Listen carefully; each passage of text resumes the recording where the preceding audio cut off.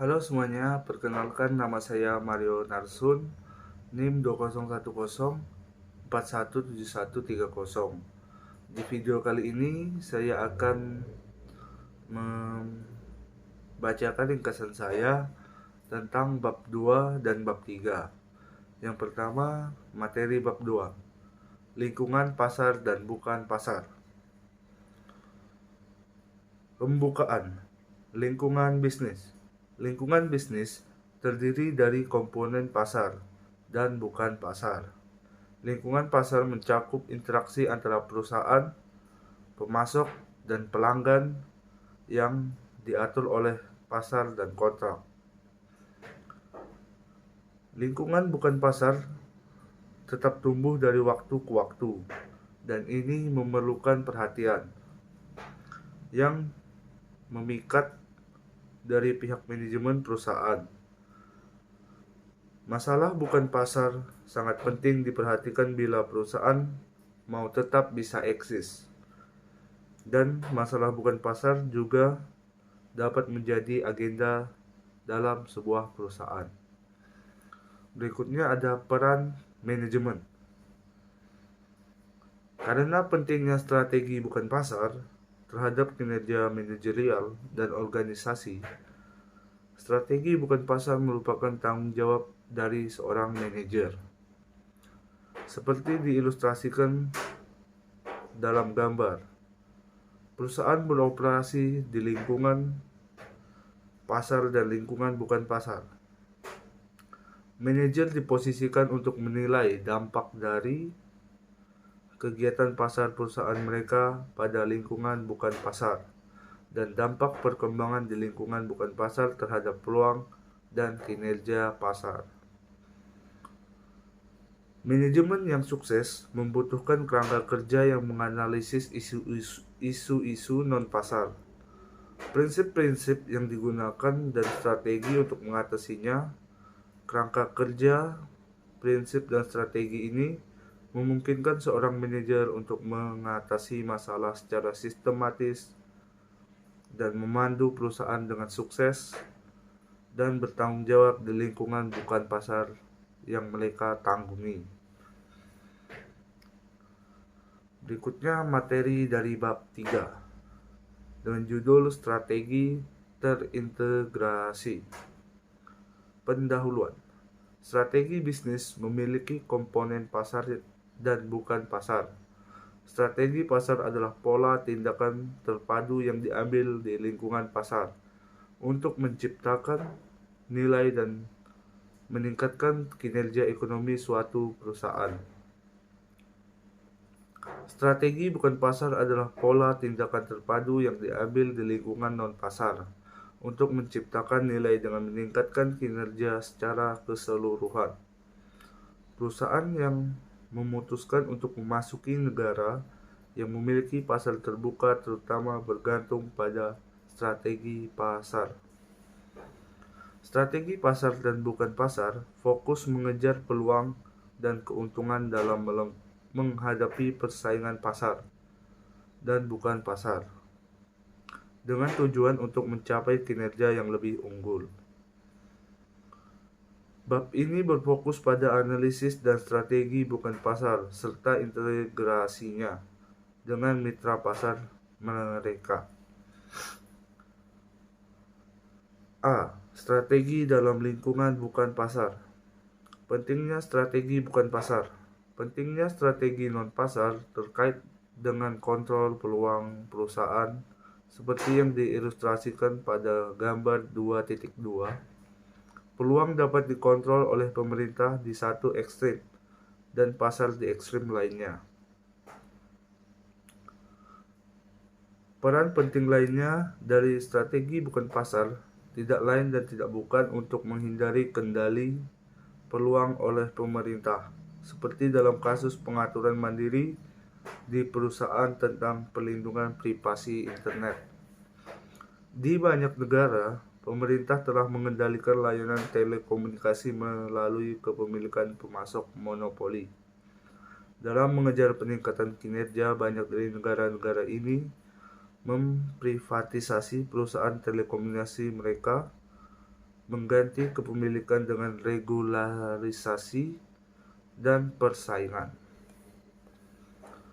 B. Sistem strategi bukan pasar.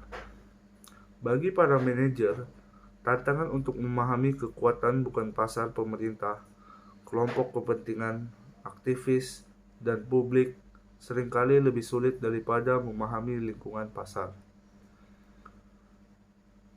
Penulis mengembangkan sistem strategi prinsip kerangka kerja dan rencana aksi menangani masalah, lembaga, kepentingan, dan informasi yang menjadi yang dianalogikan. Mengapa beberapa strategi persaingan yang dirumuskan dengan baik mengalami hambatan? Karena kekuatan-kekuatan ini muncul di luar pasar, tetapi seringkali bekerja sama dengan mereka. Saya menyebut mereka sebagai kekuatan bukan pasar. Lingkungan bukan pasar terdiri dari pengaturan sosial, politik, dan hukum yang menyusun interaksi antara perusahaan dan publiknya. C. Lingkungan pasar dan bukan pasar. Lingkungan bukan pasar berbeda dari lingkungan pasar dalam beberapa hal. Pasar adalah sebuah institusi di mana pertukaran ekonomi diatur dalam sistem hak milik yang diatur oleh aturan suara bulat. Dalam persaingan pasar, komitmen sumber daya seringkali menjadi faktor kunci yang menentukan hasil. Dalam persaingan bukan pasar, suara seringkali menjadi faktor kunci, tetapi tidak mencerminkan intensitas preferensi seperti yang dilakukan oleh komitmen sumber daya swasta.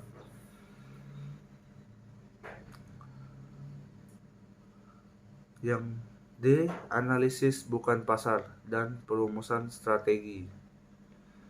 Strategi bukan pasar dihasilkan dari proses manajemen yang menggabungkan pengetahuan tentang pasar dan lingkungan bukan pasar, informasi tentang isu-isu spesifik, dan kerangka kerja konseptual yang memandu perumusan implementasi strategi. D. Levi Strauss dan pedoman sumber global. Levi Strauss, sebuah firma milik pribadi, telah mengintegrasikan nilai-nilai inti keluarga khas ke dalam kebijakan internalnya dan mendapatkan reputasi untuk kepatuhan pada prinsip-prinsip etika dan perhatian kepada para pemangku kepentingannya. F. Strategi dan siklus hidup isu bukan pasar. Waktu dapat menjadi sangat penting untuk keberhasilan strategi bukan pasar. Menggunakan konsep siklus hidup dari bab 1, gambar 3 mengidentifikasikan strategi sebagai fungsi dari tahap di mana perusahaan mulai menangani masalah bukan pasar. Perusahaan memiliki lebih banyak fleksibilitas dan pilihan yang lebih luas jika lebih awal menangani suatu masalah. Jika masalah ditangani pada tahap identifikasi masalah, strategi dapat diarahkan untuk mempengaruhi perkembangan dari masalah tersebut.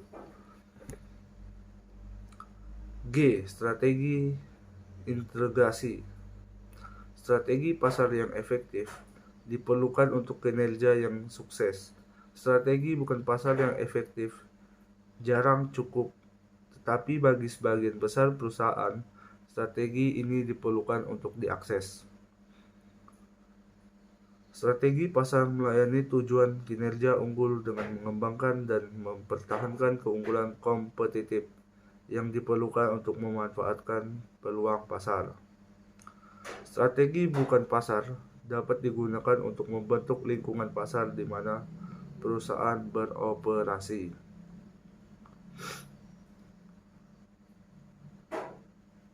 Strategi bukan pasar terintegrasi dengan strategi pasarnya dalam menyediakan sistem operasi, akses terbuka untuk komunikasi nirkabel yang akan mengakomodasi aplikasi termasuk teknologi penempatan iklan, penempatan AdSense yang menghasilkan sebagian besar pendapatan dan keuntungannya untuk perusahaan itu sendiri. Baik, sekian ringkasan saya tentang materi analisis lingkungan bisnis bab 1, bab 2 dan bab 3. Jika ada kesalahan dan kekurangan dalam video ini, saya mohon maaf. Terima kasih.